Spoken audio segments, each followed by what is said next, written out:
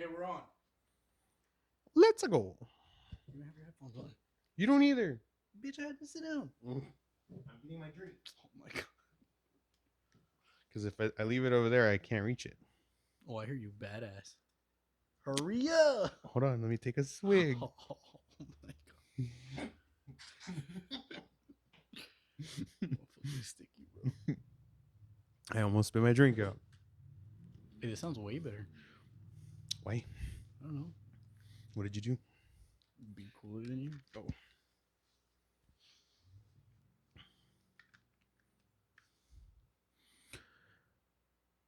Hello. God damn. Why are you so close? It's fucking loud. I'm sorry. I can hear you though. I know. Because I can hear it too. Oh. Cool. Go away. All right. What's up? This is BoomBox BreakDown. My name is Daemon. This is Tre. We are doing weekly music reviews. I'm gonna stick this full. So that is our goal. Every week we do weekly reviews. Today is Monday, December 13th. Would you call it a review? Um, Each week we give our thoughts yeah, on new releases. For the most part. right. It's not a professional review by any means. It's super. I mean, music is subjective, but it's strictly our opinions. Like, it's not like we use a whole lot of facts, you know. We like music. Yeah, And we like to talking talk about it. Chill out. Hell yeah. This is why we're such good friends. We're not. Oh. Hey. Ow. What cafeteria meal do you miss the most? Oof. From school? There's not a lot. That's a short. Bro, I have a lot. That's a short list for me, bro. Is it? Yeah. So back home, people loved the school enchiladas. I do not. What? I do not bro, like those. I that don't was miss my them. answer. Nope. Yeah, you got a stupid answer. No, fucking what? I don't know. Oh, I know why. Wait, it's because you're stupid. Oh, no, it's because I would get better enchiladas at home, bro. Ooh. Probably not. I'm going to tell my grandma on you. Yeah, I don't know what it was about them. Because I've had them in like the last 10 years since we've been out of school. And like when my grandma or my mom would get plates. And they weren't like, I liked them. But in school. It's the same thing. No, I know. But in school, I did not God. like them. I don't know why. So yours was enchiladas. Is that number I'm one? gonna change my answer now. Oh my god! You ruined it. What a poser! You ruined it. What a poser! I did. That's my number one. But now I gotta change my answer. What's your answer? Oh man. I miss. There used to be like this chicken noodle, like pasta thing that they would give every once in a while. It was like a gravy. What the fuck are you talking about? I don't know. I used to eat the shit out of it though. I have no idea what you're talking about. Maybe I just don't remember. Yeah, that's probably one that I miss a lot. What else did I really like in school? Chicken noodle pasta. Yeah, I can't remember what it was called. It was not called that, but it was pasta in like a gravy sauce, and it had like pieces of chicken in it. I used to really love the chicken sandwiches there. Oh, those are good. Actually, that would probably be my answer. Chicken sandwiches. The chicken sandwich, but with that pasta, they used to give like rice with gravy, and I really liked the rice at school, the white rice. Mm-hmm. So white rice is really good. So that's like why I really think of that particular plate. But yeah, chicken Sammy is probably my true answer. Bro, do you remember when they would give us like it was usually like the holiday week, and they would give us like a fake like turkey, like fake like Thanksgiving lunch. Yes, that shit was good. Yes, I remember that. And I want that. And I want that. That was really good. Yeah, I remember that. And then you remember they used to give those little like coconut cookies? They're like pink. They were a weird color. They were not like, you didn't buy them. It was like the dessert that you would get sometimes, and it was like this big. and it was like pinkish, orangish, I think it was a weird color because it would bake and it wouldn't hold the pink color. I hated them for a long time, but then I started liking coconut, and I miss those cookies. You could miss the enchiladas, bro. People like them. I didn't. Whatever, dude. You could miss Whatever, them. dude. All right. In high school, I ate a lot of Hot Pockets. I wasn't eating a lot of lunch, regular lunch. I used to straight up just buy Hot Pockets and Hot Cheetos. Oh no. I would eat burgers all the time.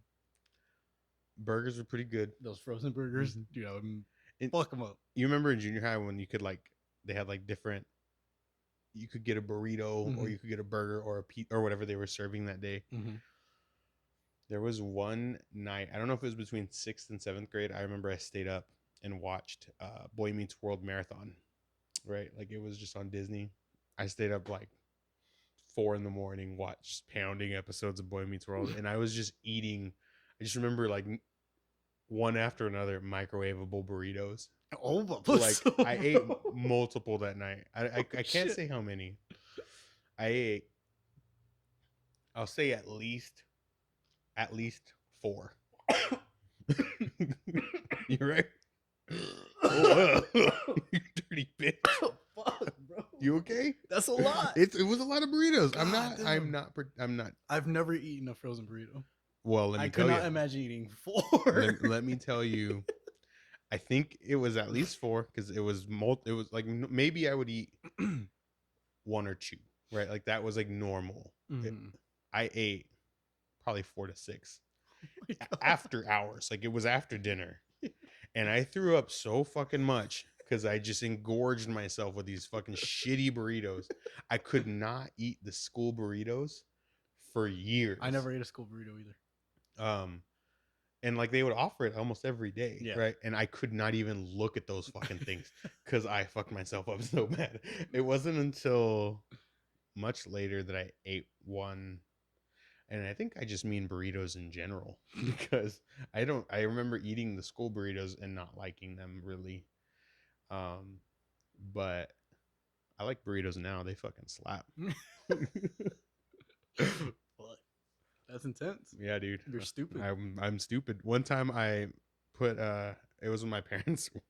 Whenever I would have to sit home and watch my little sister. We were like, I was in junior high. She's 5 years younger than me. And I was like in charge, right? Because while they were at work, we would just be there at the house chilling. And I took pizza rolls and I put them on a non-microwavable plate. And I read the oven instructions. And I put them in the microwave for like 10 fucking minutes and fucking ruined my Pokemon plate and ruined a whole batch. It was probably microwavable, but not 10 minutes microwavable. You fucking dipshit. The fucking pizza rolls were black, bro. They could have probably given me cancer if I had eaten them. You're already in junior high. You know how to use microwave yet? No, I knew how to use it. I just didn't know how to read instructions. So, oh man, I don't know how I survived without my parents around. You suck, Wade. Yeah. Fuck. Yeah, sure do. Sure do. Yeah. All right. Tell us what. Today is December 13th. December 13th, 2021. There was a decent amount of singles that came out. We listened to 5 of them as far as like heavier music, and quite a few albums, releases, EPs, long plays. We picked 3 from the list to check out.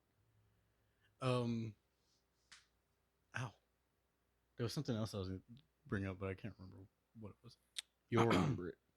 I think one of them is like a week late because I remember listening to it. Maybe I listened to like a premiere or something. But I had Damon listen to it and I listened to it. So what are you talking about? Great American Ghost. Oh, I remember listening to it like a week or 2 ago. The song? Yeah. Yeah, okay. But yeah. Anyway, we're going to talk about these and those. 5 singles. And the other things. 3 albums? Yes. Yeah. Cool. So you got the list, so go for it. Right. Let's start with Outline and Color. Snakebit. Okay, go for Very outline and color.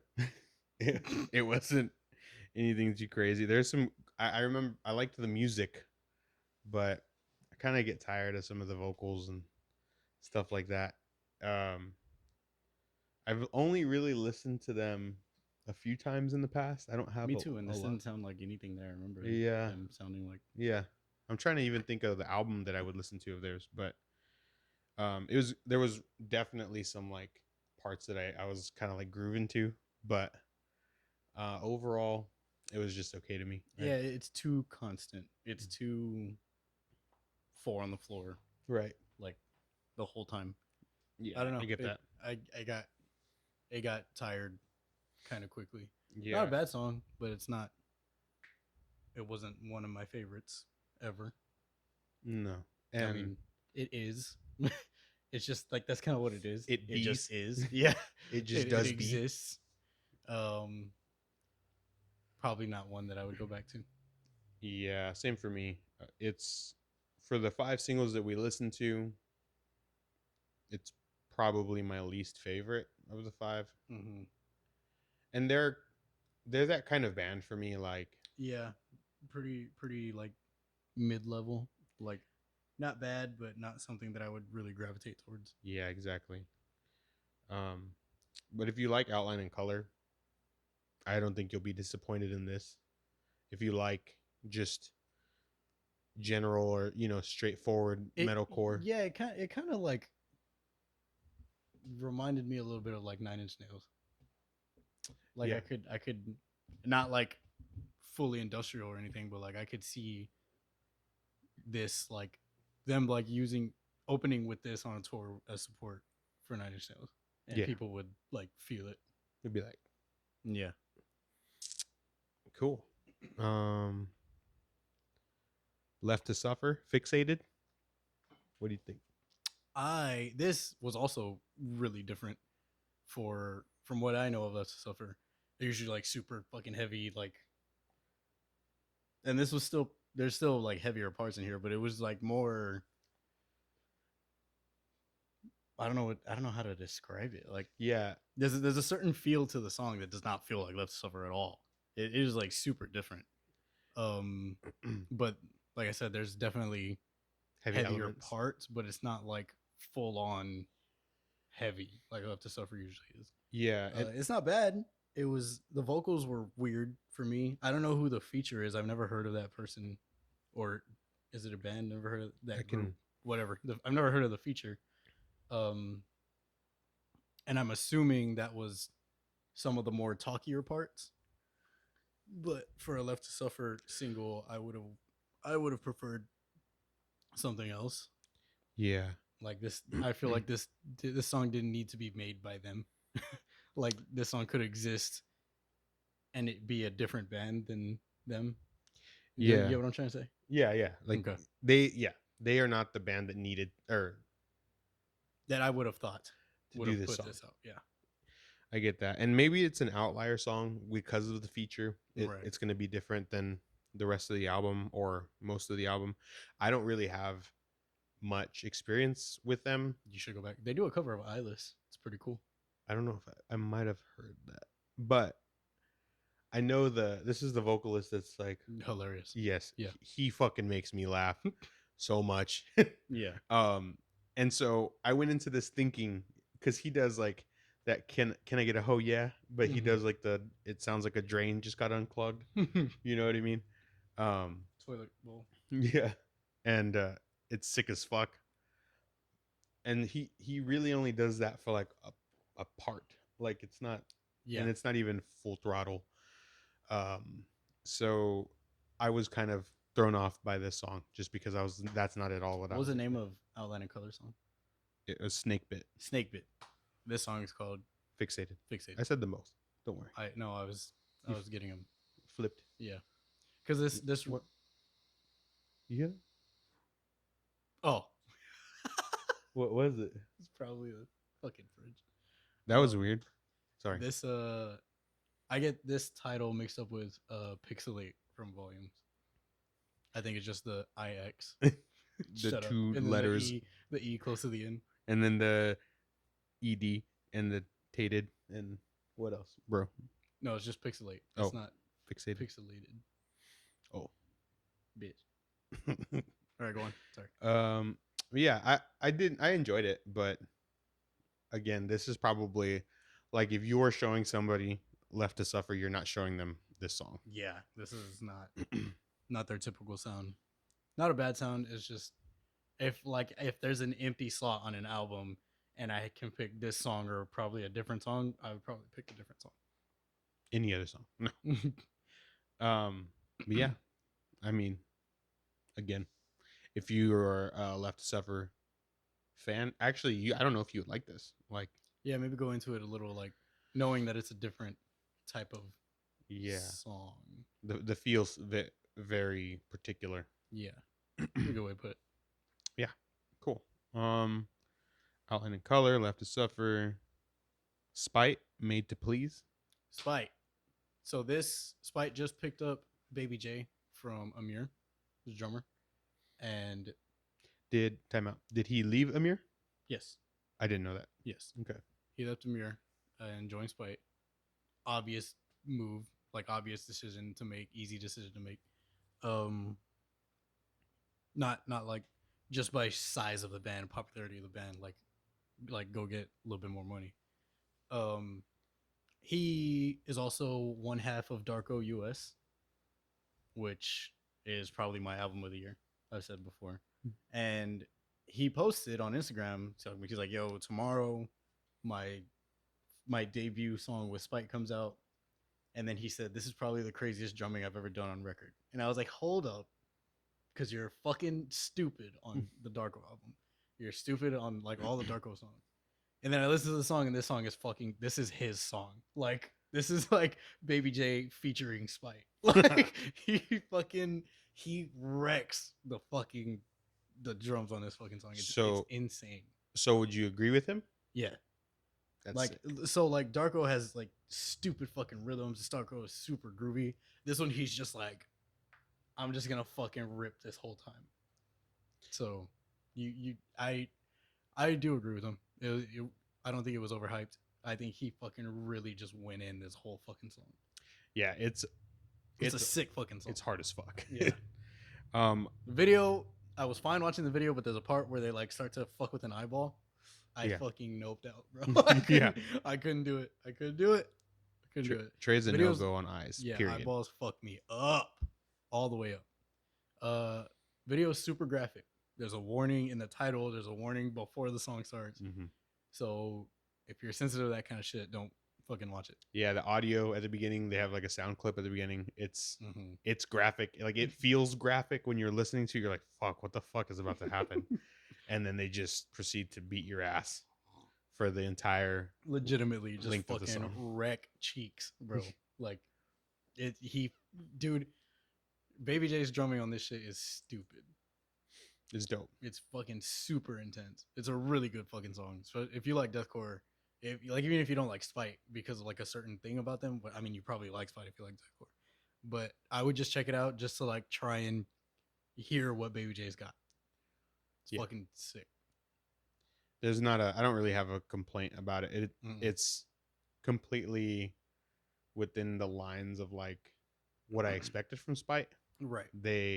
It's within the lines in the sense that like they just fucking bring it. But the intensity is just there's like variety in this song too, because it's super fucking intense, like double kick, fucking stupid fills here and there, and then there's like a chuggy breakdown. There's some like metal death riffs in this bitch. It's a really good song. Yeah. So, deathcore, hit that shit up. Mm-hmm. Solid fucking song. Mm-hmm. We will do. You want to do Great American Ghost or In Heart's Wake? You pick. I went first the last two, bitch. Fuck you. Oh. We'll do Great American Ghost then. Fuck you. I can whisper like looking away from it. You can hear me. I can still hear you, yes. Because we have headphones on. Oh yeah, it's pretty cool. If you turn off the sound canceling or whatever, or the noise canceling, or whatever the fuck is on these things, it sounds way different. Because if I keep whispering, I don't think it's gonna hit the same. No, yeah, I can hear you. Oh, bitch. Can you hear me now? Yeah. Okay. Kingmaker is the song by Great American Ghost. I like Great American Ghost. They have a thrash element to them that I love.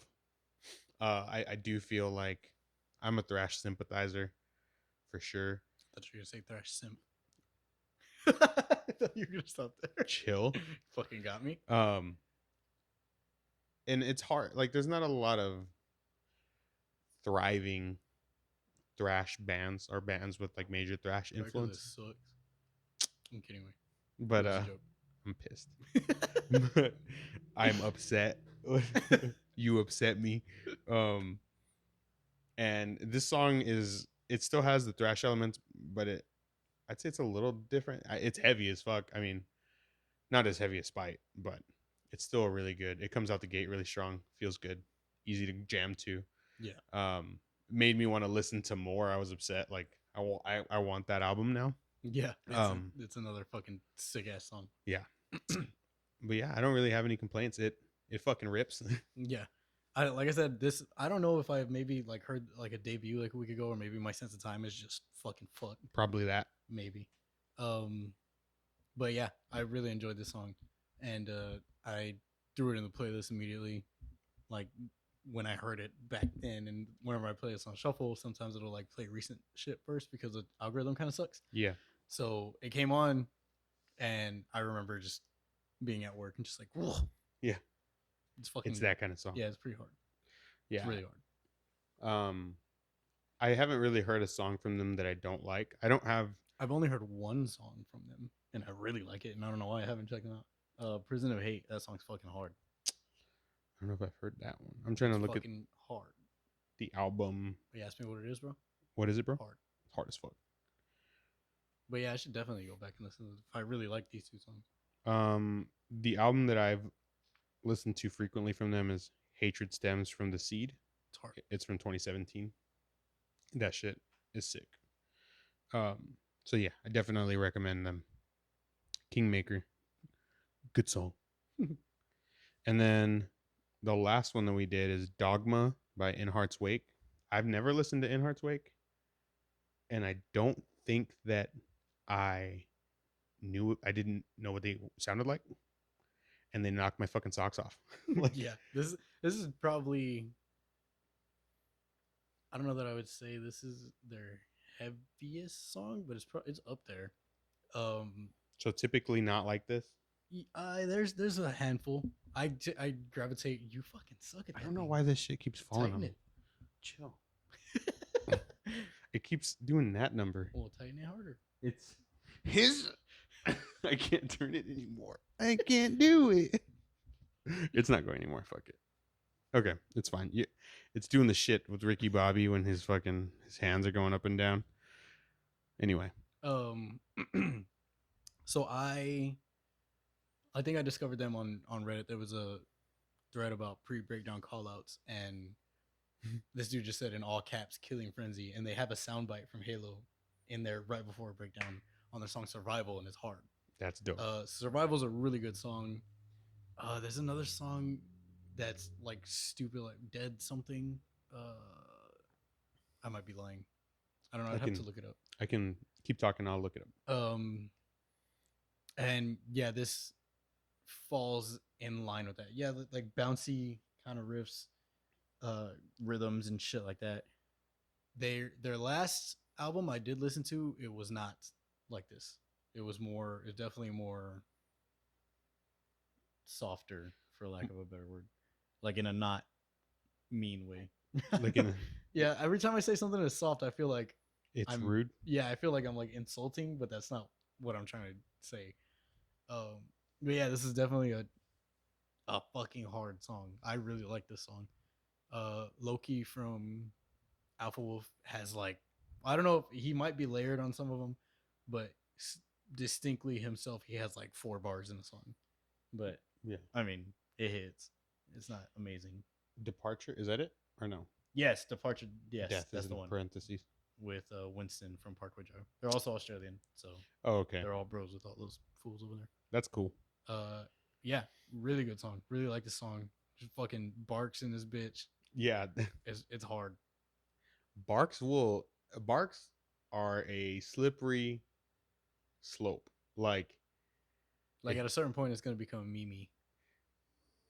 me, But yeah, it's and they can sound cheesy if you're not careful. But these were good barks. yeah, They got me hyped as fuck. yeah, these are really good. It was a good, really good song. Yeah, like A yeah. little formulaic structure wise, Mm-hmm. but not. It doesn't really take away from it for me. I agree with that. I Yeah, enjoyed. Probably be checking out all of these albums once they release. except for Outline and Color. I'll probably listen to Cool. All right. Well, that does it for the singles for this week that we listened to. Again, if there's anything that you think we missed, let us know. We'll go back and listen. Um, there's always a lot to pick, it. Yeah, and Trey, if Trey has any kind of feelers for a band, he'll point that album out, which is what he did this week. Um, I gravitate towards names, so in genres, like if they put a genre that I think I'll enjoy or will be refreshing or it will be refreshing, I'll pick them. So there's no like we're not intending to skip anybody or overlook anybody, right. but if we don't know, like we're throwing darts in our own way. So We're throwing shit at a wall. yeah, I'm it's a trying to see how many skid marks we can make on. it's a big old shitty wall. Like in South Park, one of our butters. Or Butters' parents walking out, there's shit all over the wall. I don't remember that. No. I'll find the clip and I'll I'll send have it to you. to. I don't remember. That's fucking great. Poor Uh, Butters. Before we go to albums, Yes. what is a video game song that has stuck with you from being little? From when you were little? From being little, the Turtles in Time Oh, okay. theme Jeez. song, and it's my ringtone. Really? Yeah. It my ringtone I think is Sewer Surfing. Yeah. A lot of those songs from that was probably my favorite Super Nintendo game. I had Super Mario, but I remember like my parents got me a Super Nintendo when I was like when it came out, and I was too little like to remember getting it. But I remember probably when I was 7 or 8, we went to the flea market, and this person was selling games, like just used games, and I saw the turtles, and the sticker was all scuffed, like it wasn't on completely, but you could see it was Ninja Turtles, Turtles in Time, and I got it for like $1, and That's I badass. fucking like I played that game so much. I've never finished it because it's so fucking hard for me. Yeah. But it the songs on that have always really stuck with me. What about you? Mine's Sonic. Sonic 2. Yeah, It's a obvious for me. same thing. Yeah, they have such good soundtracks. It's funny because like they had such limited abilities musically Right, for dude? video games, Like 8-bit, 16-bit. and they just Fucking pumped chip out fucking bangers, tune. bro. I know. I used to get to the chemical plant zone, which is Mhm. the second zone on Sonic 2, and I would just sit there and let the song play. Shit was hard. And then Mystic Cave in Sonic 2, that was my ringtone for years. Mhm. You, I don't know if you've ever heard it. You I might have don't heard know, but it. It fucking starts off with a sick ass bass line. Yeah, it's it. um yeah, I think about that a lot. Like video game music Me too. is so crucial. It it can maybe not break a game, but it can make you enjoy a game a lot less if the music is not And or a lot more. right. Like all Like the Street Fighter songs, mhm. fucking the Super Mario songs are like just ingrained to everyone's memory. Yeah. And then like a modern example would be like the Doom games. Doom, I mean Halo. Halo is pretty at least iconic, you know. Right. And the first Halo has I mean, I love all the I love tracks from every Halo game. Um but Doom is definitely more Yeah, even back then, Doom with the covers of like radio songs, Slayer and yeah, metal Pantera. songs. Yeah, that But shit's dope. now it's like people want, like there was a big old meme a big old fat meme, big old fat. big old dang old fat meme. Like, oh, the new Mick Gordon album comes with a video game. Yeah, like that was a thing. yeah. That shit is hard. It's so cool. And I think Marcus told me that initially they didn't want him to use a guitar. Or I don't know if that's true or not, but that like when he was making the original or for the first Doom 2016, that he was making a lot of stuff, but I guess they wanted it to be more synthy or more like electronic. I'm not sure, I don't know. but that the fucking tones ended up sounding a lot like guitar, and so then they were like, "Let her rip," and he just fucking. I don't know about that. But shit's dope. I mean, I know that for 2016 he mixed his guitar sound with a chainsaw. that's fucking hard. That's why it sounds like that. That's hard as fuck. Yeah, Doom is dope. I'm trying to think of other recent. I mean, it's funny how we like. There's not really a formula or like any kind of soundtrack that we abide by. You know, we're not obviously Mick is a little different because he made music that is very much in our realm already. But Yeah, but like he mentioned it at the beginning, the Rocket League soundtrack. Like, oh yeah, we love that shit. Yeah, what the yes. But there's also a game that we started playing or we've played recently. Streets of Rogue. Yeah, Streets of Rogue. it's 8-bit, right? 8-bit. Yeah. And it has 8-bit songs, and they fucking smack. Dude, I don't know that they're 8-bit songs. Yeah, okay, that's fair. He's got pretty like modern sounds in it. Yeah, but for it just being like a random like one-off game that I found on like the Xbox store. Yeah, those fucking songs are really good. They're so good, and it's cool because there's like continuous motifs throughout a lot of those. Exactly zones, what I was gonna say. Really fucking cool. Yeah, every level he just kind of builds on top of the previous songs and uses those same sounds and melodies. It's so good. But yeah, like we could do a whole series on just video game music because that shit means a lot to us. Like we have our favorites.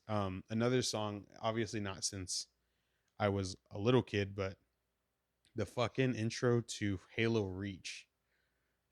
It's called Overture. I didn't play Reach a lot, dude. I can't remember. It was like I did play it a lot, but like not like I don't know if it was the menu. Like I was gonna say because I got on that pretty late.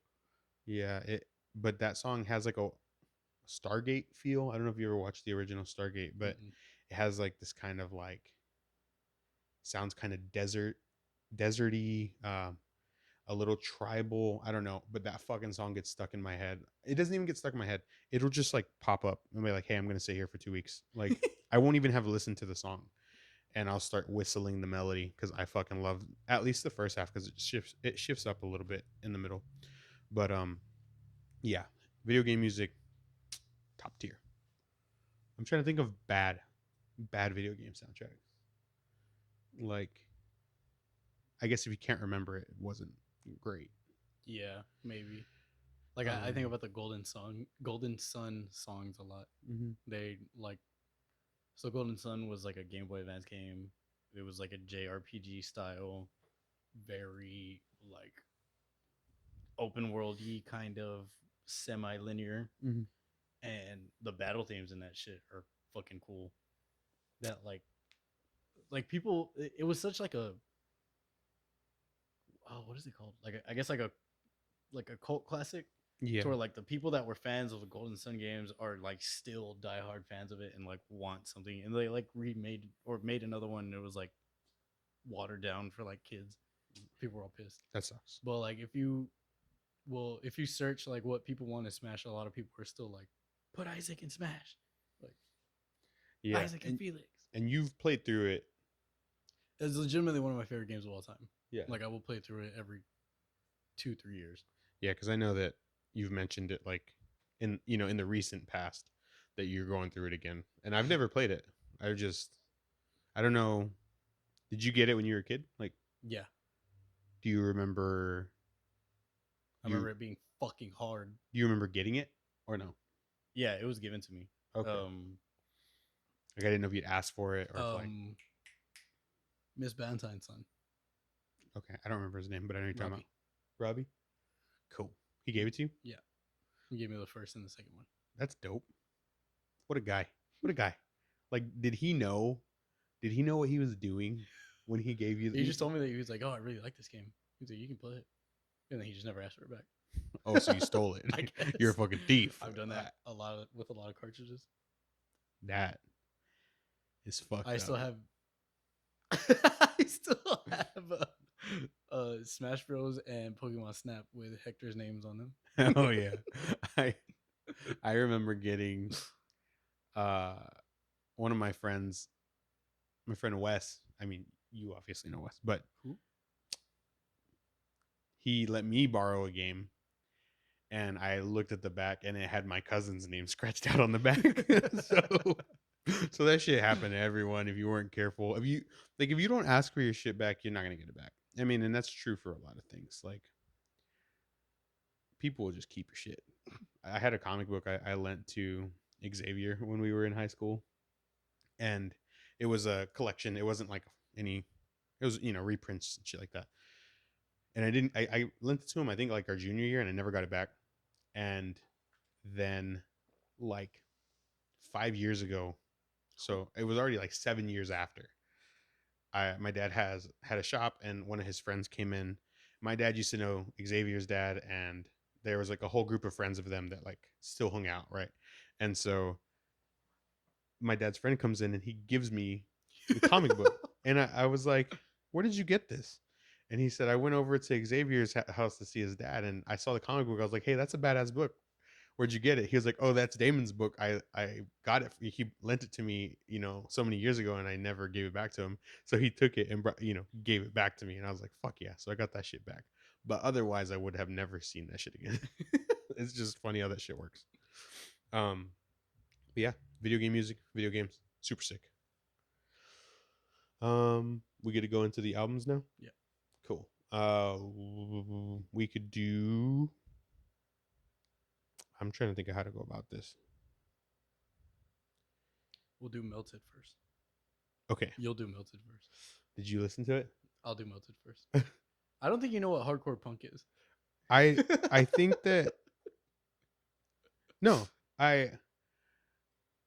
Why? Well, what are you saying?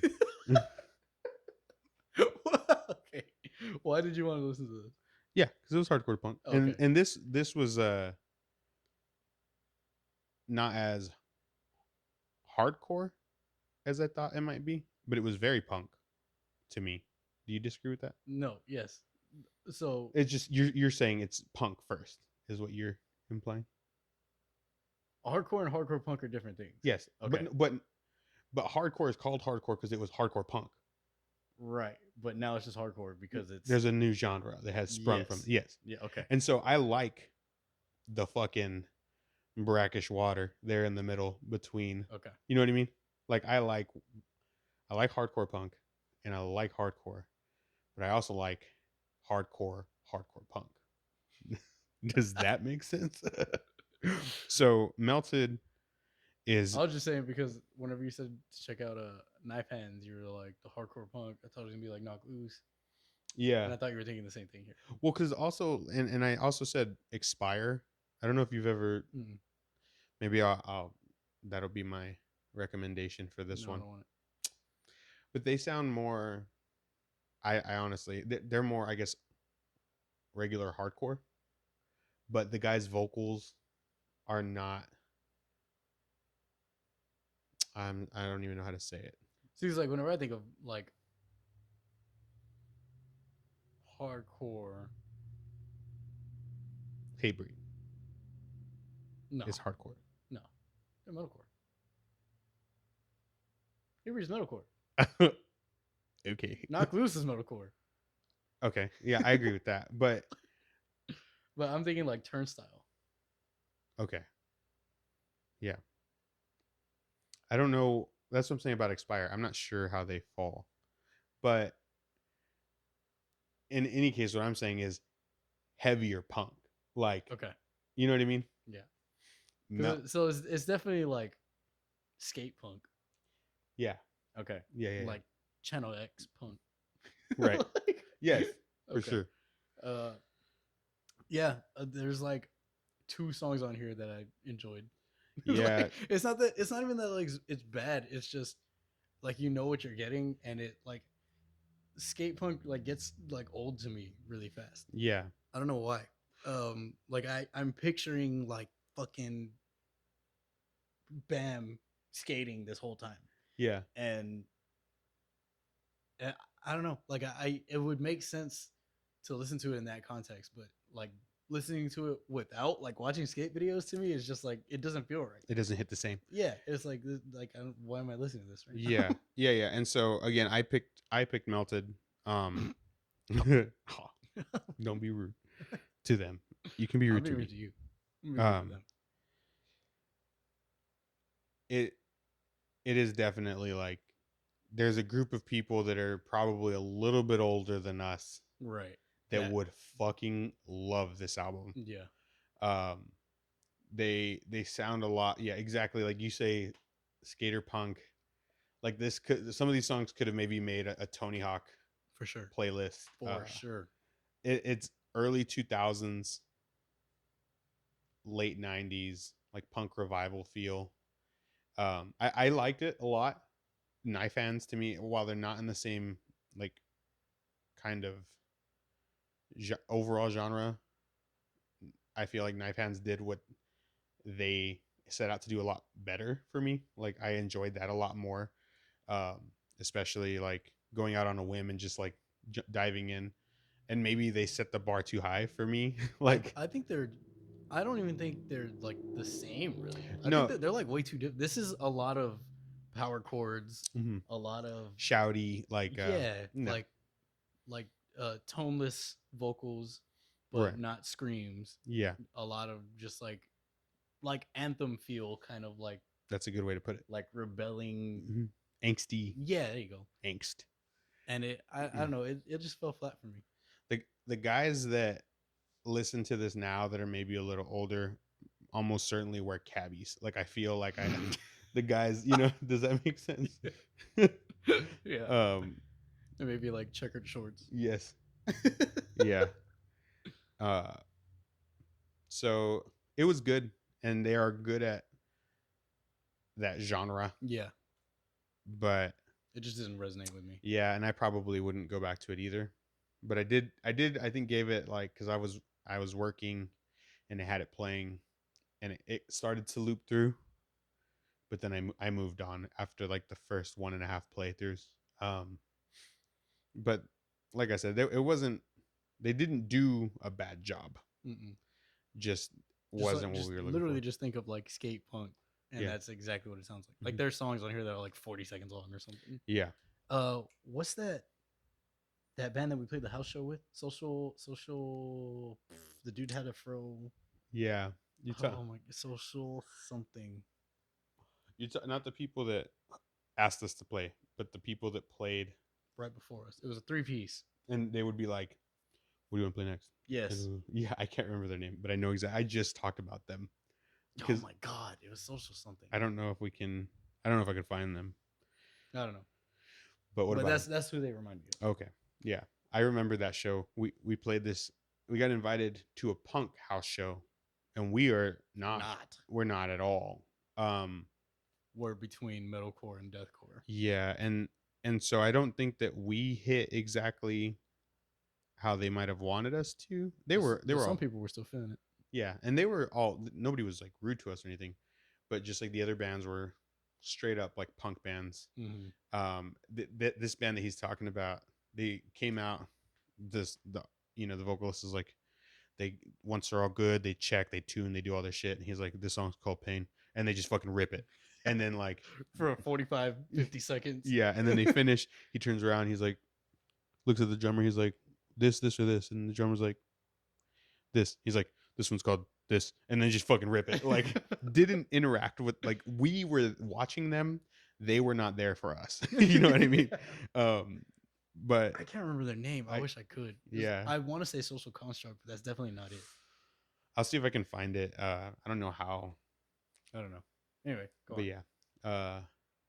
So if you do like skater punk, early 2000s, late 90s, like punk, I think you'll enjoy this album, and I do like it, and I did enjoy this, but there's definitely a time and place for me. Yeah, And like you that's a good said, way to put it.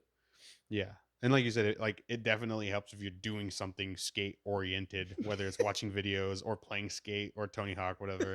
This would definitely pass the vibe check there. Like I would hear this at a Insanity board shop. You would hear this at like a local board shop. Yeah. That's like the perfect place for them to play this. Yes. And they could stand in there and play, and people would fucking rage, and it would be great. Mm-hmm. I'm sure that they're fun to see live. Like that, like you said, they're chanty. They got the anthemic songs, and it's those things are easy to get into. You can have a few beers and just kind of rage, and it's not like you're gonna get your shit kicked in by somebody By that's some fucking dickhead hardcore kid. yeah. You can all just go out and just like have a good time.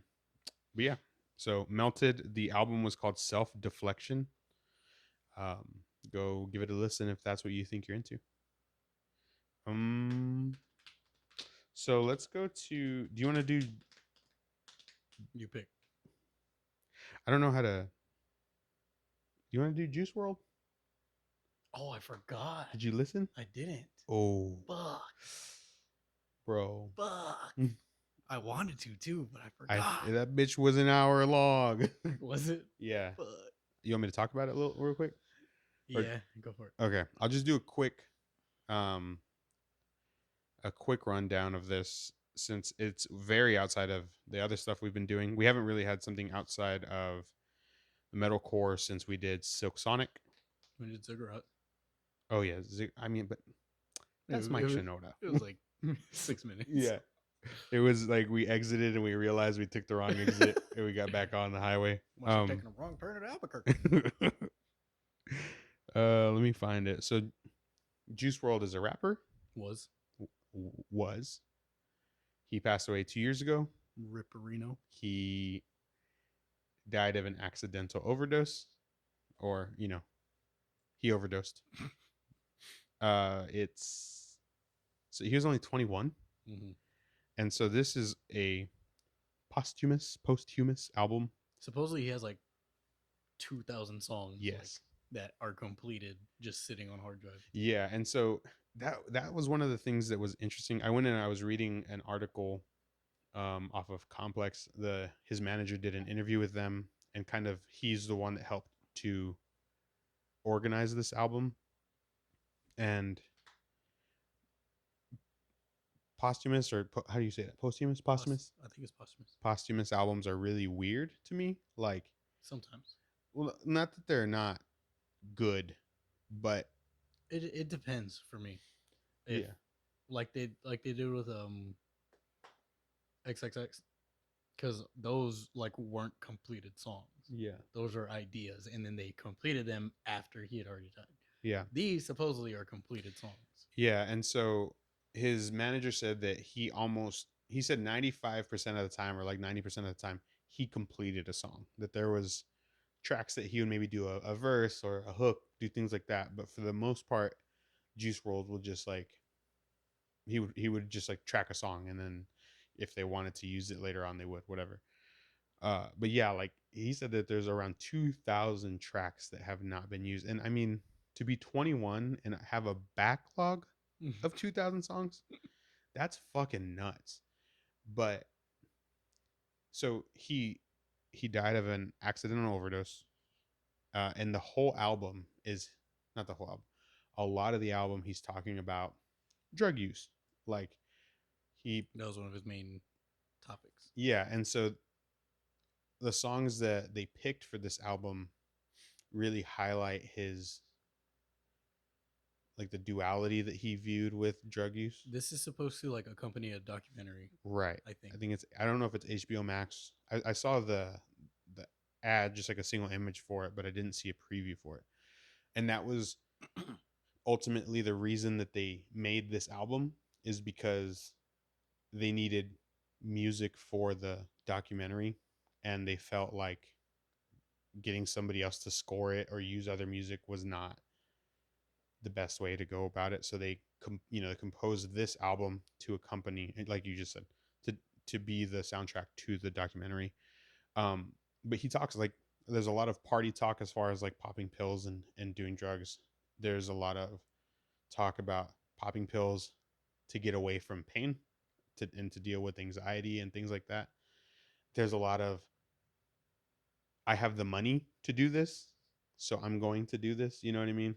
It's, as I was listening to, I don't know a lot about him. I've heard a couple of the singles, especially the ones that get popular on the internet. Um, it's just really sad, dude. Like, to me, listening to this, obviously knowing that he's already passed away because of what he's talking about, it's like I was like, "Fuck, that's a fucking bummer." Like, it's the same thing with Chester mm-hmm, Bennington. mm-hmm, It's like whenever he killed himself, people like were like, I mean, you can't really be surprised. Like that's all he ever sang about yeah, is how much it sucked and like mm-hmm, wanted to get away and shit. yeah, and so the biggest thing about this is that these are Juice World songs, but he did not compose this album. You know what I mean? So the people that composed it said that this was supposed to be like an almost an awareness album Okay, to that makes sense. show, like, yes, he's talking about all these things, but then there's little skits or like sound clips of his interviews and him talking about struggling with drug addiction, dealing with anxiety, feeling like he couldn't, like, there was times like with his family he couldn't say that he had depression or anxiety because they would like dismiss it. There's a Eminem skit where he talks like when he almost died about, in his overdose. Mm-hmm. So it's like showing, they like juxtapose these songs and you get like the ups and downs of Juice World's mentality in the music, but then also like you hear the truth in his speaking words. Um, so I mean, it's just really sad to listen to. He was a great. I mean, his vocals are really cool. I enjoyed the whole album. It was an hour, or he was like 50 something minutes, and it didn't. I mean, he does a lot of the same vocal melodies. Like he uses the same inflections to end a lot of his phrases and things like that. But it never felt tired. Like it's always just like fun to listen to. But then he's also saying like super sad shit. So like it's really crazy. Um so I mean, if you're into hip hop, I don't know, was this emo rap? Was he ever considered emo rapper? Basically, he was like right on the cusp of it. Um I would say. yeah, and he talks about like, and his lyrics aren't always very like, or at least in this, not super in depth. He kind of calls a spade a spade. Like Yeah. one time, and one of the things I remembered, he's like, I wonder if anybody ever notices when I'm like retreating into myself. And then he says something else and he's like, I don't think anybody ever notices. So it's like he's not really trying to hide the fact that he was like, or like trying to disguise what he's saying in a metaphor or anything like that. He's just kind of saying what he feels in a moment.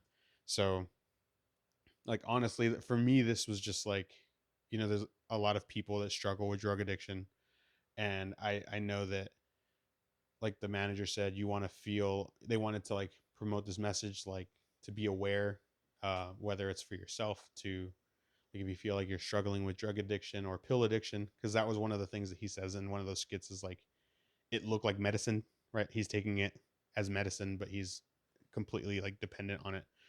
um and he sings about it in a good way at times where it makes him feel good. He parties, they have like pill parties, shit like that. But like it ultimately is the reason that he's not here anymore. So it, not to over glamorize drug use. Um, yeah, I mean, it was pretty wild ride overall. I would still suggest you check it out just Yeah, because I know that you I already listened to definitely his stuff. meant to. It just fucking slipped my mind. We had bunch of shit going on this weekend. It was nuts. And so yeah, I mean, if you are struggling with those things or you think you might be struggling with that, definitely reach out to those that you feel comfortable with, or if you don't, there's a lot of help that you can get out there. This, for Juice World, it seemed like he had tried to kick the habit a few times but could never quite stick to it. um Mental health's a fucking shit show. Like it's hard for people with mental health issues to do a lot of shit that people without them do on a daily basis. So Mm-hmm. cut them a little slack here and there. Trey, no, I'm just kidding. Bitch. uh, yeah, it was 50 minutes of just like sad. 50 minutes of sad. uh I'll listen to it again, but I probably won't listen to it very often just for that reason. Okay. Yeah. I definitely meant to check it out. Yeah. It just fucking slipped my mind. The album is called Fighting Demons. And I can't remember what the documentary is called. I don't think it's the same name. But yeah. So with that, we can go to the other albums. Do you want to do Senses Fail? You pick. No, not yet. Since it feels the end. Oh, okay. Bitch. Oh. Let's do Rising Insane then, and you go. Rising Insane. I enjoyed the fuck out of this album. They sound to me, I told Marcus earlier, they sound like Polaris, and like if Wage War was better. you know, so I was with Marcus earlier, and I was listening to this, going through the very end of it, and he said they sound like if Wage War had a different vocalist. He said Architect's vocals, but then he also said, but not completely Architect's vocals. So there was times That's when such a Marcus fucking yeah sentence.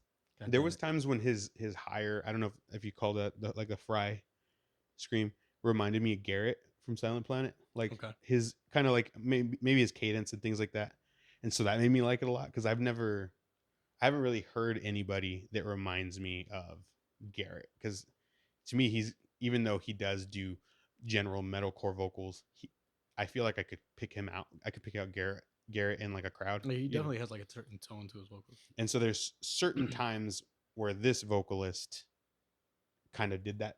Like I he kind of mimicked him to me, even if it wasn't on purpose. But yeah, so continue. If Wage War was better. So yeah, I really liked this album. It's riffy, which I feel like I've kind of missed in a lot of albums. It's super riffy, it's super bouncy, it's fun, it's intense. There's really solid singing melodies, solid drumming. Yeah, I mean it's fucking good all around. This is definitely something that I'm probably gonna go back and listen to. He does that like fast rapid shit on a few songs. Yeah. There's a couple songs where he does use the same cadence. And it's the cadence from Bow Down by I Prevail. Like right before the breakdown in I Prevail, he's like I can't remember the words, but it's basically like, have you ever had a dream? Would you fight for it? And he does that a lot in this album. He does it like 3-4 times, I think. And I immediately thought of that. But other than that, that's really the only thing that took me out of the album. I really liked his vocals. I really liked his voice. Yes, I agree. His scream is intense, and you can like hear, like, it sounds a little bit raw. Like it's like his technique's not like perfect, but it doesn't sound bad at all. Yeah. Do you know? Have you listened to them before? No. Did you?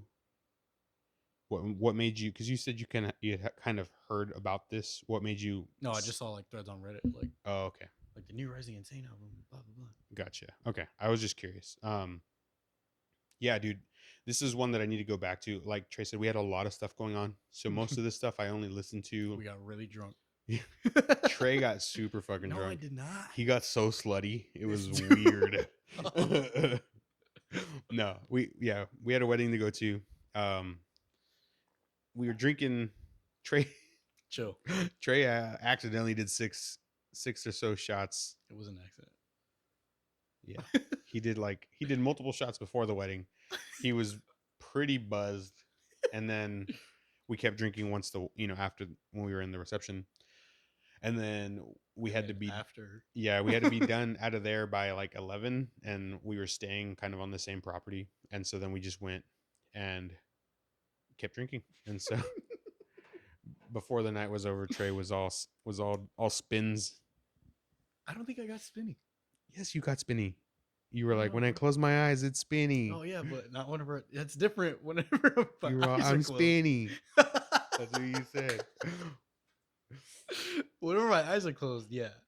I mean, that's like the worst fucking time when you're trying to go to sleep. That shit makes you. That made me throw up once. I've never thrown up. I'll make you throw up right now. Chill. um, Go on. Definitely one you need to go back to. yes, I really liked it. It hit a lot of boxes for me as far as like shit that I was like, oh shit, I liked that. His vocals were at the top for me. One of my issues, I was listening in the car and I felt like there was times where the highs were really cutting through for me. And I felt like I was losing mids. Like there was certain times where just like the middle of the music would kind of get lost to me. There would be good low end. The highs were kind of overbearing for me at times, and maybe it's just my EQ in the car. Like I need to fuck with it for this. Same maybe.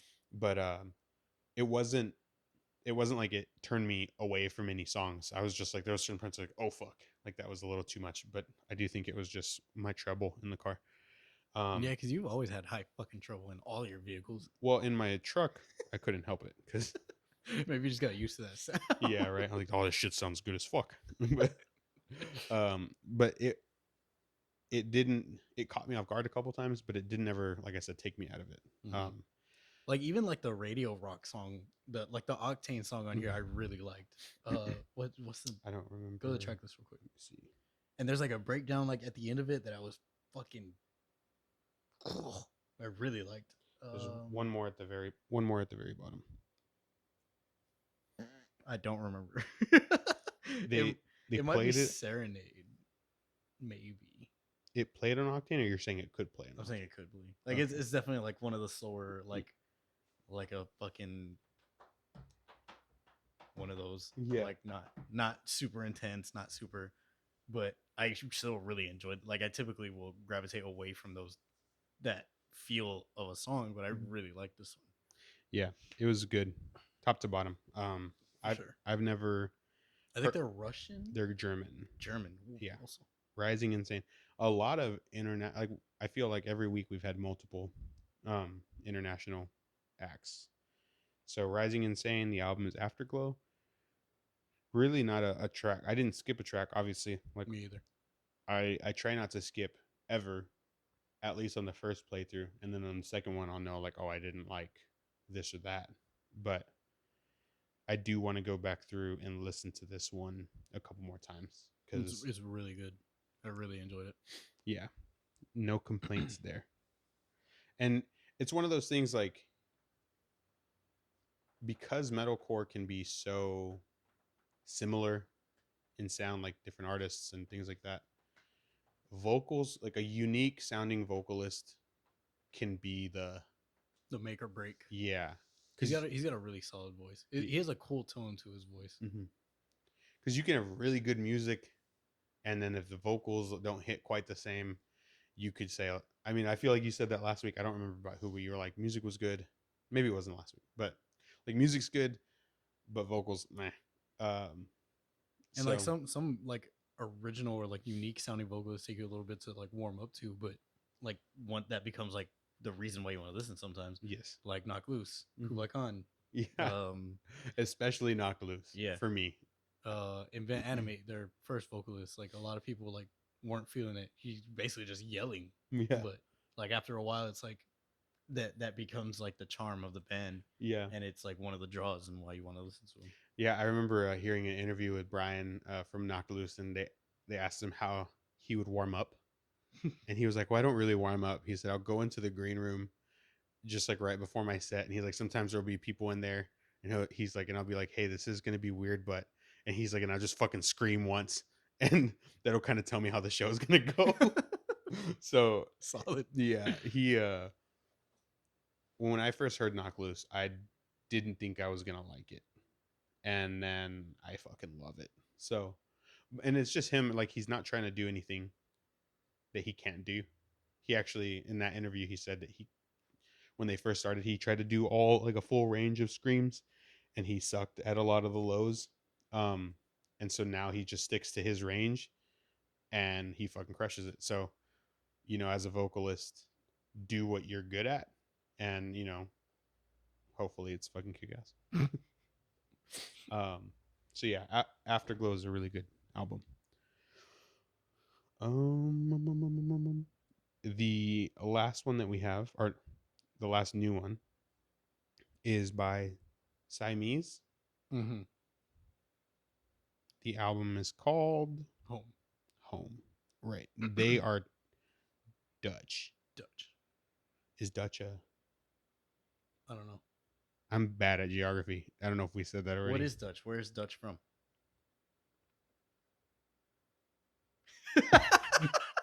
I wasn't looking at your face. Let me look that up, bro. Is that right? Where is Dutch? That's what I'm gonna Google. Where is Dutch from? Is Dutch a thing? Dutch is like, it says the Netherlands. The Netherlands. Dutch is the language that they speak. Oh yes, So, yes, okay. and when you refer to them, you'll say like they're Dutch, but Netherlands is where they're from. So they're from the Netherlands. Yes. Are you sure? No.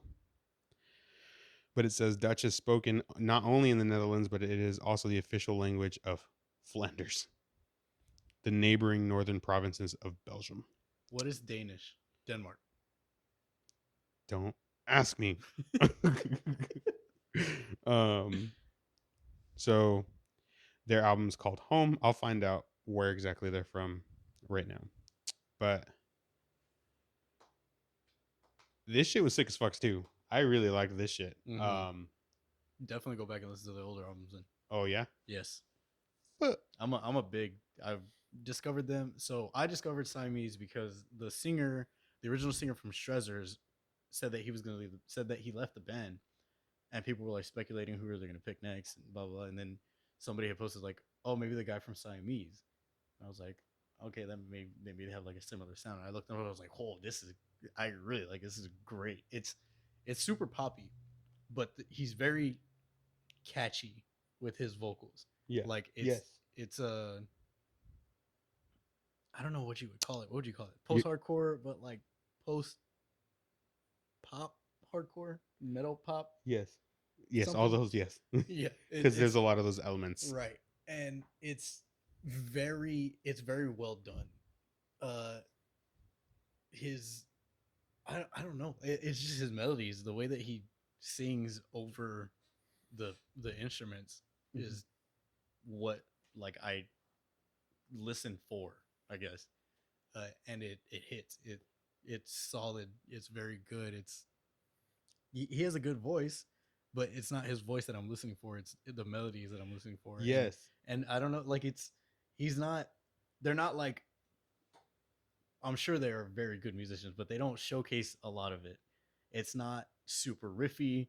It's not super like the drumming isn't insane. He's not fucking singing like way high or super low, and he's not fucking screaming his ass off.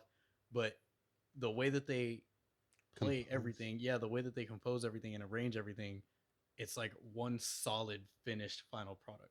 Yes, I agree with that completely. And they, well, hold on, I'm gonna pause because I completely shit the bed just now. They are Danish. They are from Denmark. Just Um, yeah. So Danish, Dutch, you could see if you tried where I fucked up. But there, there's songs here in this album that are very different from each other. yeah. Like, um, I'm trying to think of the name of the song that really fucking almost caught me off guard. Enough ain't enough. It was Mm-hmm. very poppy. It was almost like it was like a EDM almost. Yeah. And Yeah, so they have like a synth added into some of the breakdowns, mhm, and it's like a dubstep metal breakdown. It's pretty cool. yeah. And this song Enough Ain't Enough is a little bit softer, like meaning like it's mostly electronic. There's instrumental parts, but the electronic really carries this particular song. And like from the get-go, I was driving and it came on and I like looked at the radio to see if it had changed bands because it was so different. But um the I mean there's certain things that are like really different.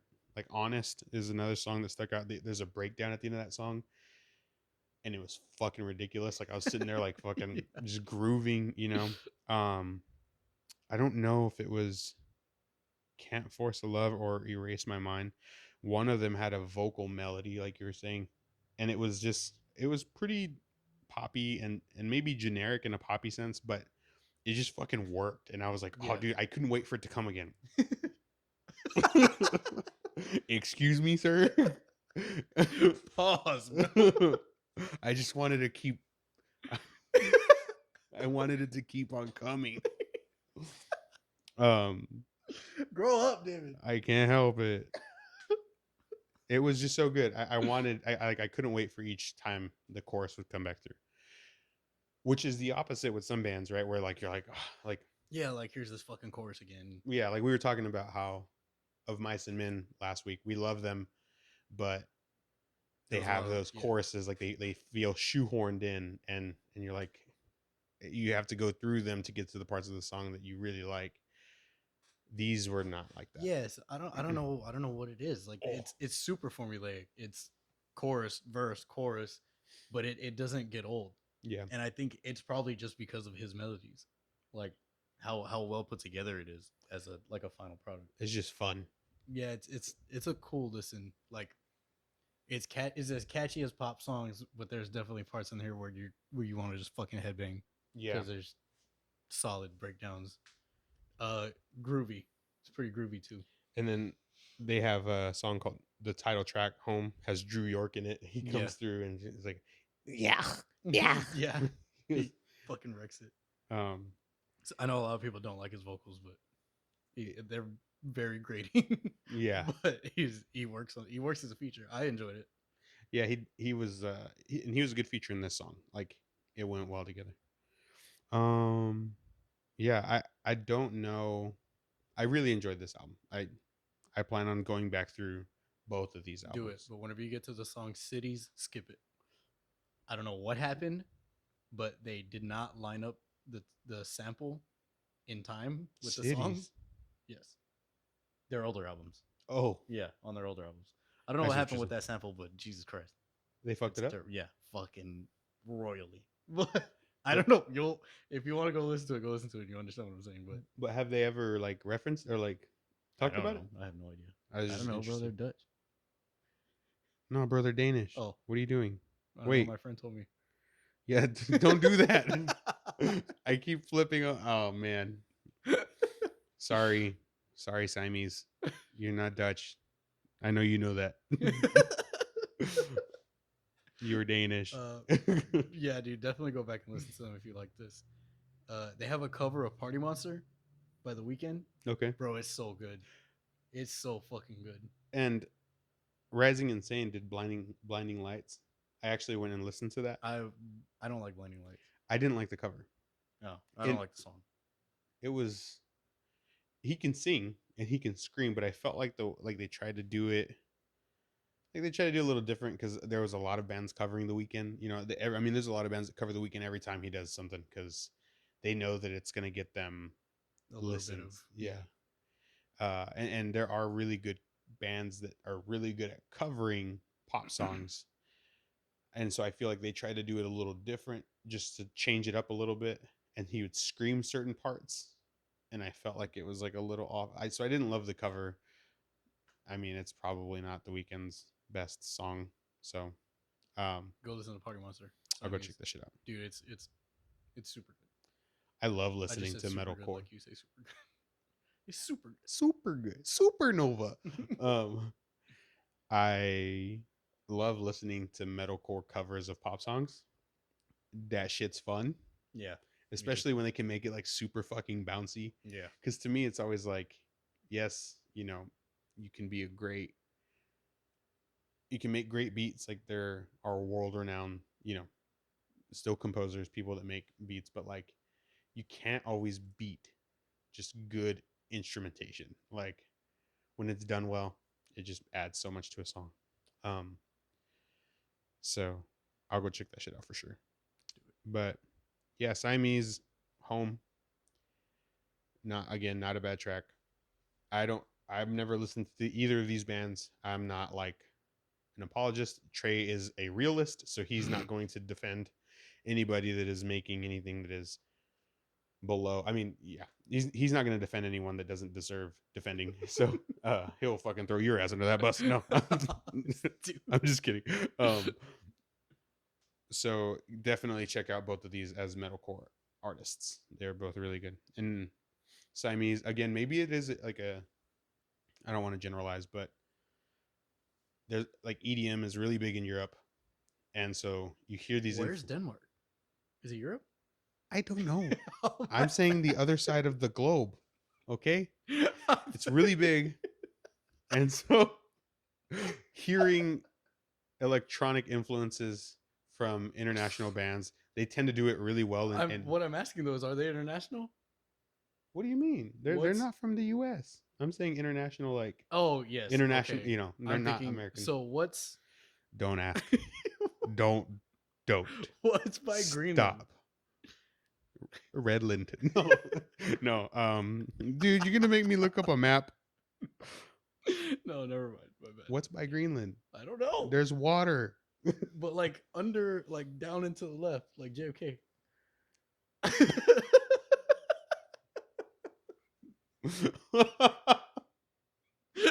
He didn't deserve that.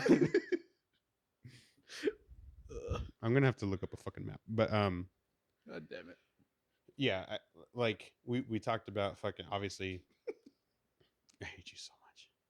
I can't. Eskimo Callboys from Germany. They have the electronic influence too, and I just feel like they do it. How the fuck did I say that shit right now? Do it in an interesting way. It's not just like a like droning shit. Like they're really good at using that shit. So, even though there is some very poppy elements in the Siamese, what are you laughing at?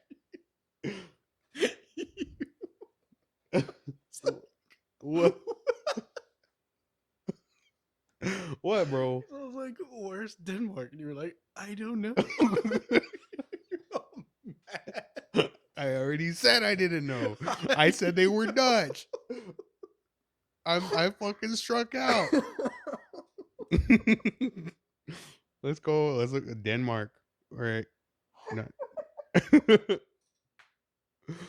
So even though there's a lot of poppy elements in this album, I don't think they miss. I think it's still like a really good showing.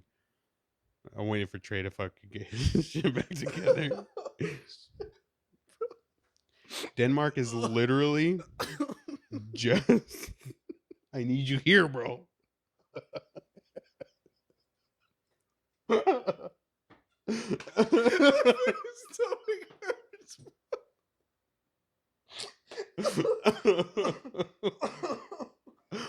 Oh man. Oh shit. Denmark is just north of Germany. Okay. Like, now we know. But where's Germany? Fuck. Damn, Germany is right next to France. I didn't know that. Oh wait. I did know that. That was bad news. Oh, fuck. Where's Greenland? I see little squigglies everywhere, bro. Take some breaths. Breathe. Where's Greenland? Shit. Okay. Did you? Oh. All right. Fuck. My bad. Woo. That was amazing. I didn't mean to do that. All right. What the fuck? This is fucking. What? I'm so confused by this. Why? There's just this picture. This is this picture of Greenland and Denmark. It says Greenland and it has Denmark in parentheses, and now I'm just even more confused than I was before. Fuck. Holy shit. Why would they be the same thing? Oh shit. Okay. Fucking geography, bro. Dude, I'm so lost. I'm so confused. We need somebody to explain this to us. Is Denmark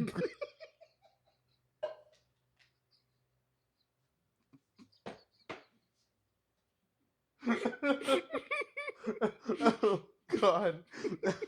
It's so hot in here. Oh, fuck. Is Denmark Greenland? I'm gonna start sweating right now, bro. Fuck.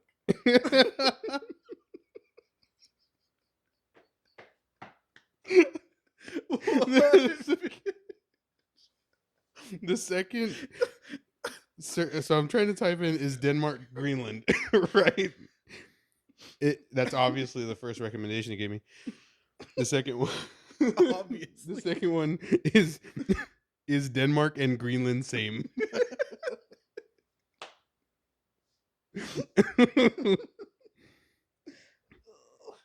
Oh my God.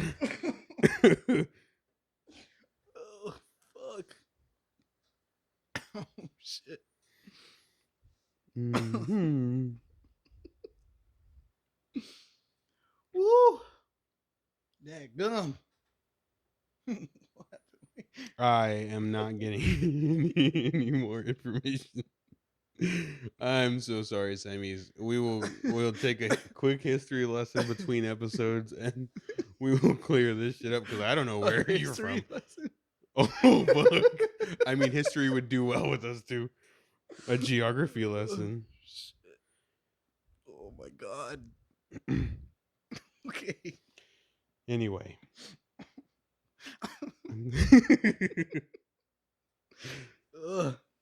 So, because there's also Copenhagen, Denmark, which is north of Germany. But then there's also the Kingdom of Denmark, which is in Greenland. Are they both Danish? What a fucking twist. I'm so confused. They're greenish. I actually know. You call people from Greenland. I don't even want to guess because I'm just gonna offend somebody. Oh, holy shit! I'm so sweaty. Okay. Hey, you know what we forgot to do? What? Talk about the songs from last week. We can get to that. Okay. We can do that after. This is a fucked up episode. Oh my God! I derailed Tre there for a second. All right. Oh my goodness. Okay. But yes, bottom line. God damn it. Rising Insane and Siamese both had some heavy hitting albums. Yes. Definitely check them out. Really like both of them. God damn it. Okay. So we also listened to. Yes, I had a bro from work tell me that Knife Hands sounded a lot like Senses Fail. Yes. And so then we listened to their first album. First? Maybe not their first. One from 2004. I can't remember the name of it. Let It Enfold You? Yes. Yeah. There was one more before that. But what do you think? I see why he said. Right. And Knife Hands is definitely, as far as sound goes, a child of Senses Fail and like definitely inspired. Yeah, and a lot of other bands from the time. But it was hard for me to get through this album. It's very early 2000s. Yeah, like it's not bad. Yeah, it's just a sound that we've heard for years and years. So like I wouldn't say that it holds up. I definitely see like like they're probably like one of the biggest, if not, what would you call that? Iconic, or like what kind of music would you call it? Would you just like straight up emo? I guess, yeah, I guess it is early emo because it's not post hard. Well, that's what I'm saying. Like it's definitely in between those. Like like the Used style, them, that group. Yeah, and early emo, early post hardcore, like yeah, we're coming out of the 90s, you know, a lot more technology at this time. So yeah, it is very like it is 2004 as fuck. Yeah. and and Super early. yeah, his voice is very, I don't want to say whiny. Yeah, it is. It's whiny, bro. I feel so bad. I don't, I don't mean. I mean, that was just the style at the time, Yeah, and it's definitely dated. yeah. Like for somebody that's first getting into Census Fail and you send them a 2004 album, it's like, oh, come on. Yeah, and It, like not to shit on Census Fail, but they've done plenty of other shit after this. I yeah, don't think they even they don't give a fuck about what I'm about to say. care about this album anymore. They like the reasons that I like Knife Hands are definitely like rooted in that sound, but Yeah, you can hear that. but the vocalist from Knife Hands, I love his vocals, and there's parts where he does a little bit of the whine for like effect, but he does not rely on that, and so that's what makes it so easy for me to listen to. We fucking went through the whole album this weekend again, like Yeah. And our friends hadn't listened to it before really, and they were fucking vibing to it. It's a good, like, you can just put it on and just fucking get drunk and have a good time, and nobody even asks like what the fuck are we listening to right Yeah. now, right? But it his vocals are so versatile. He does a lot of different styles. It never gets old. Like the whininess got super old super fast for me, but the music's good. I mean, it is dated. It is very early 2000s. Excuse me. But so I probably won't go back to that. Yeah, maybe a newer album. Oh shit! I'm, I'm sure. Hold on, my shit. Oh, we're back. Okay. I'm sure they have progressed. This Yeah. is fucking 2004. This is when we were fucking Sixth 10. grade. Like, it's. I'm sure there's more elements added. Yeah. But at the time, for it being a product of the time, I understand, like, how they landed on that sound. Yeah. And you can definitely, like I said, you can definitely hear their influence in other bands today, and there's no fucking doubt about that. Yeah. And for the time, they were at the forefront of this sound. Right. Like, if you were a teenager at this time, fuck, I can only like we could probably get in a fight right now just for us maybe like dogging this album a little bit, but like it's definitely a name that we've probably always heard. Like they've Yeah. always been there, and that's because like we didn't even seek out that sound. Were they on a Guitar Hero or no? 3 Guitar Hero 3? with Can't Be Saved, and that's a really good fucking song. Yeah. So like, I mean, you're making Guitar Hero. You're fucking fun. Like, Yeah. you know what I mean? And this Can't Be Saved doesn't sound like anything Yeah. that was on this album. To me, maybe I was expecting more of that sound. He also sent me like a best of album that I forgot about until like 5 seconds ago. Yeah. So No, I don't think that would have been a good choice for this, just because this was a good way to like capture the purity of that sound. You know what I mean? Getting the gradient is a little different. I mean, like we said, they were pioneers for that genre. They were the voice of that generation. Or one of them. At least there was a bunch of bands that were crucial at that time. Yeah. But yeah, not something that sounds great in about to be 2022. Yeah. So it was fine. Yeah, it is what it is. Yeah. Yeah. Sorry if we hurt your feelings, fans of Census Fail. Trey's cool with his aluminum cups. He puts them in the microwave because he likes the way they sparkle.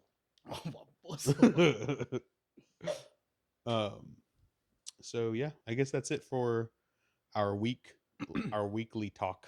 Right. We forgot about shit from last week.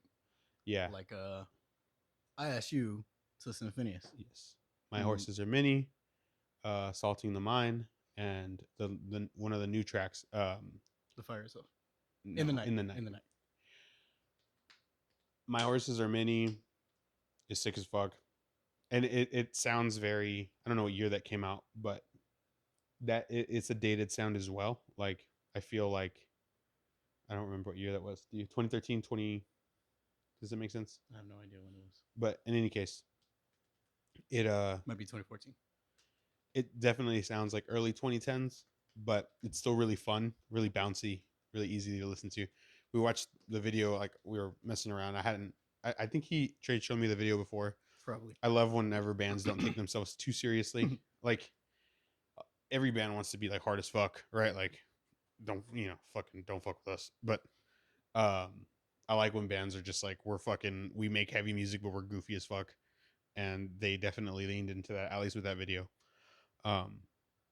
So My Horses Are Mini was really good. I really liked Salting the Mine. Is that the name of it? Yes. That one had this southerny kind of. Yeah, dude, that opening riff. Yeah, shit's hard. It's so cool. And I feel like you picked a really good 3 songs. The 2 were older. I'm talking about bitch, fuck you. What? I was complimenting you. I was getting high. Oh. And then to hear the progression to Just Recently with this album. You fucking asshole. What? You're being a jerk. How? I don't know. I'm giggling. It, like, to hear how they built on that original sound and how strong it is now, and how you hear those elements still, but it's just much more mature and they're much smarter. And look, when the albums came out, I might be lying, but I think there's like a big gap between this last album and the album beforehand. Where's Pahinias? Let me see. 2021 and then 2017. Okay. And then 2015, 2013, they had 2. So double the normal cycle. 17. So 4 years. Yeah, dude, I like all their shit. Like, I don't think they have a boring or a bad album. I started listening to them with the first one, and they weren't like a band that I would gravitate to, but every time they would come on, I would be like, oh, this is fucking good. Yeah. And then, like, every so often I just go back, like, you know what, I'm gonna check out this band, and I would, and I did with them, and I fucking loved all this shit. That's dope. Yeah, so My Horses Are Mini was 2011, which it sounds, like I said, early 2010s. But they do that. They do it really well. I can't find. Oh yeah, Salting the Mine is 2013, and then 2021 was In the Night. Yeah, they were all really good songs. They all have their own sound. My Horses Are Mini sounds a little different from Salting the Mine. Salting the Mine has some really good riffs in it, really chunky, chuggy riffs. And then the new one just is fucking sick. So super dope. You've told me about them before, and I've never gone to listen to them. I wish we could have fucking seen them with Silent Planet in California. That would have been hard as fuck. Yeah. That show looked crazy. We saw some pictures from it. I would have loved to have been there. So it's probably the biggest downside to living in the middle of fucking Texas is we get a lot of shows. We get good shows and we get good packages. There's really nice packages that come our way. But like to kind of have those like CD release shows, like Silent Planet was releasing Iridescent, and they had a good bill, like, and it was just kind of a one-off. So shit like that, like those special moments, we kind of miss out on some of those. Like I said before, I love Stick to Your Guns. They were playing their first shows since early 2020. I don't think they were actually touring in 2020 because they were doing an album, but they played their first shows in California in the last year and a half or so. And so, like, obviously kind of a bitch to get out there, but just shit like that. I wish we could get in on sometimes, but you're right. We do get, they do make sure to show us love here in San Antonio, but I wish some of that was a little more accessible sometimes. Right. I asked you to listen to Oliver Tree. Do you like Oliver Tree? I enjoy Oliver Tree. I don't listen to him very often, but I've listened to him. I listened to that album. So you like that fuck song? I I sent you the video to fuck Mm-hmm. because we got the moves. Right. Yeah. That look, Right. that song, and that video are just hilarious to me, So you like the song? and it's fun. But Okay. I don't listen to it often. Because they say, how do you like this song and not fucking hit it back? um, I don't know, because Hit It Back, I just felt like it was a little. I don't even know what missed me about it. What did I say? That, like, You said the vocals. yeah, it was the vocals, but I don't know. I get what you're saying. I don't. I felt like they were trying to be like. I didn't watch a video. Did they make a video for Hit It Back? Yeah. Was it silly? Not really. I think that the reason that I'm okay with Oliver Tree is that I feel like he's a caricature of himself. Okay. And like, and just like fucking Eskimo Callboy, like, they are embracing the fact that they are doing these really either silly things or ridiculous things. Okay. He's not trying to be like super fucking hard. Like, Yeah. he's literally fucking with nunchucks and just destroying other things that look like him. So ultimately, I guess my issue with Diamond Construct and that song was it felt like they were trying to be fucking like we're hard as fuck. Like, we're gonna fucking rap. And because even if you go to fucking Eskimo Callboy, like, they're, even though they're not really the same, you could make some parallels there for like some of the stuff that they're doing. So I should have liked Hit It Back, and I agree with you on that, but Okay. for some reason it misses me. Um, But go on. What were you gonna say? so I mean, these I felt like they were like I felt like they were joke songs. Like, But that's his whole fucking, yeah, like, yeah, I'm sure. yeah. But you're right. They're So super ironic. yeah, I guess that's the word. Um, I mean, I went through them and I was whelmed. Yeah. Like, You're like, okay. yeah, basically. It's like I had never heard of this dude before. Both songs sound really different from each other. Yes. Um, but yeah, like it wasn't a. I don't really see myself listening to it Yeah. again.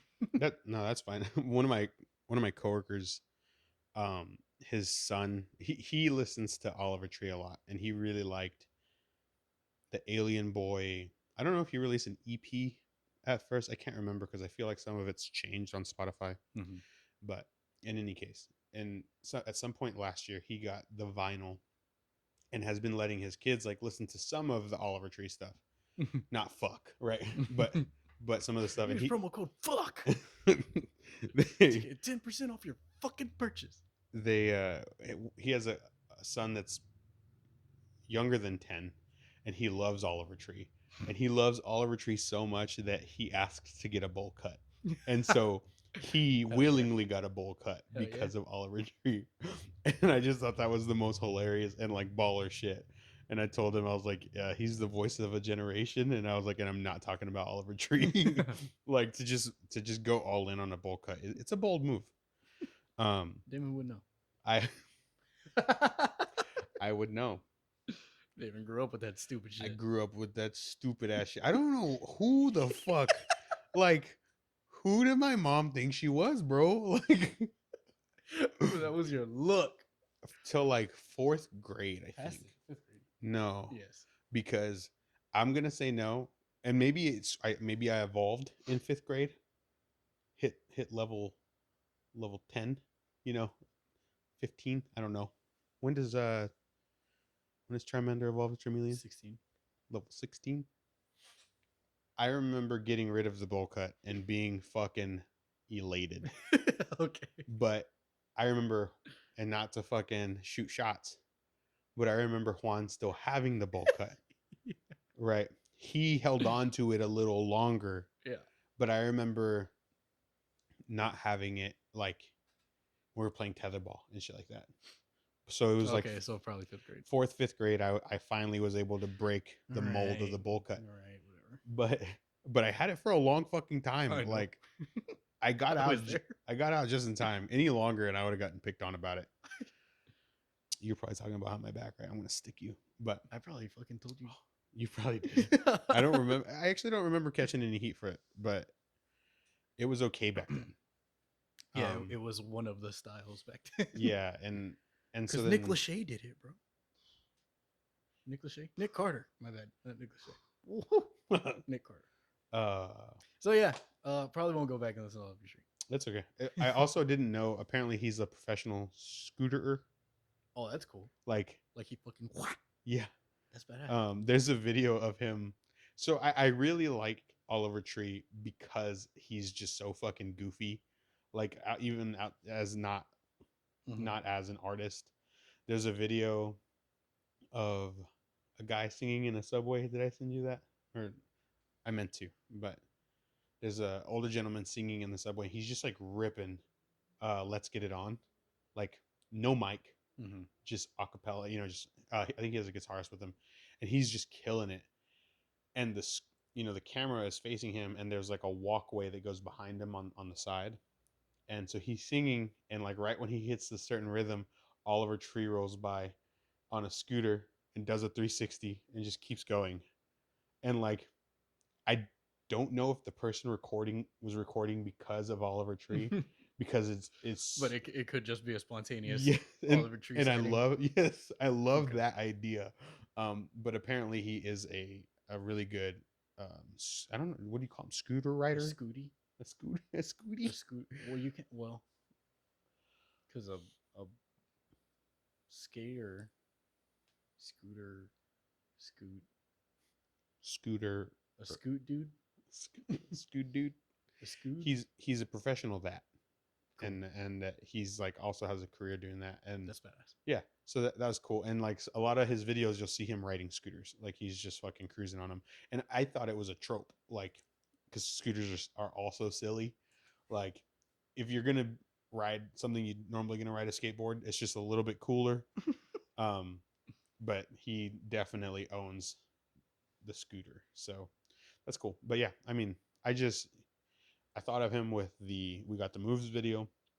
You had never heard of him, so I was like, fuck it, I'll have this dude. Check him out. Yeah. What else have you been listening to? Oh, have you had a chance to really listen to anything else this week? I know that it's been fucking since I sent that mashup, dude. We found a video on Instagram. I'll maybe post it. I don't know if I can do that. You can maybe share it. Yeah. I don't really know how Instagram works. But yeah, we'll find a way to share it to the story or something. Yeah, there was a video that we found on Instagram of this dude dancing to a mashup of a bunch of like 90s like dance anthems. And I've been listening to that shit a lot. Like I made a playlist immediately and there's like 20 songs and it's just all of that shit. Like Axel F, Venga Boys, fucking Sandstorm. No, Ace of Base. They didn't really have anything like that kind of like bouncy. What else? Atlas DJ. God damn it. But there was one song missing from that mashup, and that's the song that's also been in my head that I've been gravitating to, and it's Real McCoy. Fuck. Now I think. Oh, Another Night. Another night, another dream, but always you. That song has been in my head, so I've been listening to that song. That's my answer for like all three of them. Yeah, that's the song that I've listened to multiple times on repeat. That has been stuck in my head. That's not a heavy song. That's three birds with one stone. Yeah, that's pretty cool. That shit's been in my head. And that's the whole thing. Like I was telling Marcus, or yeah, it was on Friday night. I was like, some of these songs could have ended at like 2 minutes. Yeah, but they were. It was a dance. That's exactly what I said. You're supposed to fucking play that shit in the club. They are. And you just fucking side to side that shit. Super repetitive. But some of them are fucking earworms, and they just live. I mean, most of these just live in our heads all the time because we're so we grew up with the shit. But like the one that was in our friend's head this weekend was Atlas DJ. What is it? What is the name of the song? Better Off Alone. Yeah. Do you think you're better off alone? And we fucking listened to that shit so many times on Saturday. Like minimum 6 times. So we listened to it before the wedding. He made you request it at the wedding. Yeah. And we listened to it after the wedding. Yeah. And I think, yeah, for sure. It was a good time. But so yeah, you crushed all that shit in one go. Yeah, my bad. No, you're good. What about you? What about you? I've been listening, or before the weekend popped off, I was listening to the Sublime with Rome album, Yours Truly. Okay. I went back. I was talking about it with some buddies the other night, and I was like, "Fuck, I haven't gone back to that." Was the soundtrack to my summer of 2012. I remember. And I mean, that shit was. I loved that shit. So I went back and I was listening through that, and so then, in turn, the song "Panic" has been the one stuck in my head. I fucking love that song. I fucking hate that song, dude. It's so good to me. I love that one. But yeah. So you said 3 songs. Oh, that you've had on repeat or listened to more than once. I'm trying to think if there's any of those other songs that I had on repeat. But yeah, so I was going back non-heavy, Sublime with Rome. I guess that's kind of my 3 as well, because I went through that album a few times, like top to bottom. Also Pepper, again, we were talking about that whole time period. So Pepper's Pink Crustaceans and Good Vibrations. What do you call what genre would you call that? They're like ska and reggae. What? Ska came before the reggae. That's immediately fucked my head. But Pepper, they both have more punk influences. I mean, that's what ska kind of. Ska punk. Yeah. But the ska came before the reggae. I can't remember how she says that shit. But that's because I allowed it. Yeah, that shit fucking just hit for me. So okay. Yeah, that's where I've been. So Ben, I want you to check out. Hold on, let me write it down. Go. Diamond Construct. Bitch. And I'll definitely go listen to The Complex Thought. The Complex Thought. Yes. And go Animus. Animus. I love that word. It's such a cool word. I don't know what it means. Me neither. I just know it has. I know it's Assassin's Creed. Yeah, it just seems like you're gonna hear some, or you're gonna encounter some fucking heavy shit. The Animus. Those 2, for sure. Cool. For you, I will ask you to listen to Expire. I'm trying to think of. We'll do Abyss, which is off their album Pendulum Swings. And then where's the other one that I had? Feels up to me, I let you die. Do Regret, off of the album With Regret. So but Abyss and Regret. Yeah. Cool. And so I want to know ultimately where you think they fall on the spectrum of hardcore and punk and even metalcore. You know what I mean? Just because this is a band that I use, like, even though I only listen to like a couple of their albums and they're not on my normal rotation, they have a very particular sound. And so I use them as like a gauge for other bands, you know. And I saw them with Knock Loose, and they're not like Knock Loose, but I could see why they're on the same bill, like, you know what I mean. So just let me know what you think about that. And if I don't know that you're gonna like them, but I'm curious to see just how you place them. Okay. Yeah.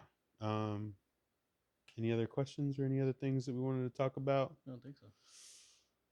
It was a crazy weekend. I'm definitely going back through Siamese and Rising Insane.